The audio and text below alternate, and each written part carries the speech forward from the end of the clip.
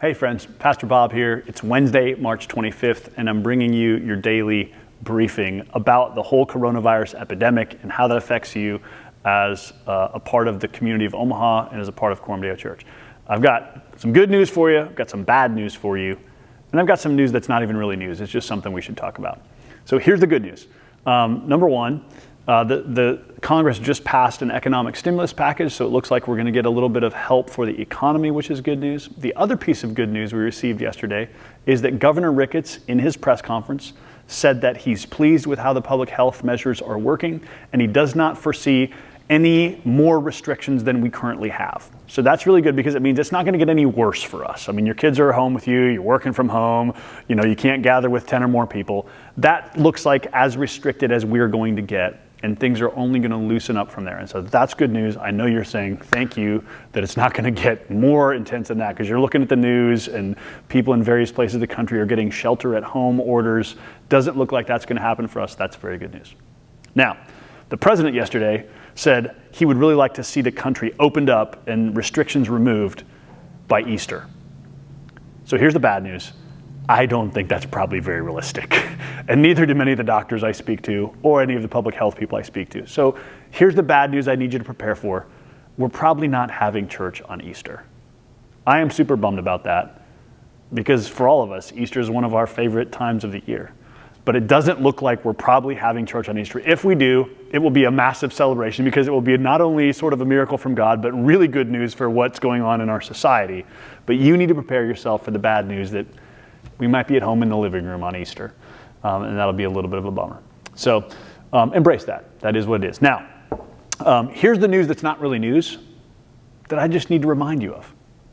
So lean in, engage with me right here. You're going to die. Eventually. I just need you to embrace that reality. All of us eventually are going to die. 1 out of every 1 people dies. Now, here's why it's important that we embrace that, because one of the things that everybody's worried about right now is the reality of death. In fact, the Lyman Stone wrote an article that I posted yesterday, and his opening sentence was, "The modern world has suddenly become reacquainted with existential dread and the fear of death." Like what this virus puts on the table is, oh my gosh, this could be bad. We could die. Yes. And that was always a possibility for you, right? And the hope of the gospel is, this is why it's such good news, that Jesus has set us free from death, and that death has no power over us, and that we as Christians actually can taunt death and say, "Death, where's your victory? Where's your sting?" So in this moment, I need all of us as Christians to embrace the reality that yes, we will die. And that's why it's such wonderful news that Jesus has conquered death. This is an amazing moment for us as Christians to proclaim that news to the people around us who in a new way are feeling that sense of existential threat of like, oh man, death really is coming for us.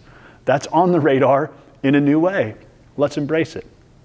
Now, here's part of what I think will help us in embracing that, and part of what I need you to think about, because every time I do these updates, the numbers in Douglas County are still really good. There's still only a few dozen people in our entire state that have the coronavirus. And I think for us that can sometimes create a false sense of certainty.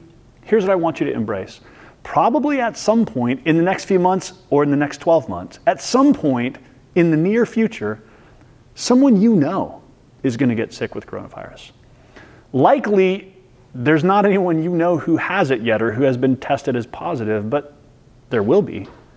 This is just the nature of how this disease is going to progress. And so let's embrace the fact, even right now, just sort of like mentally embrace, okay, someone I know, maybe multiple people I know, are eventually going to be sick with this virus. And for many of them, they're going to overcome it and it'll be fine. And some of them will be sick and they don't even have any symptoms.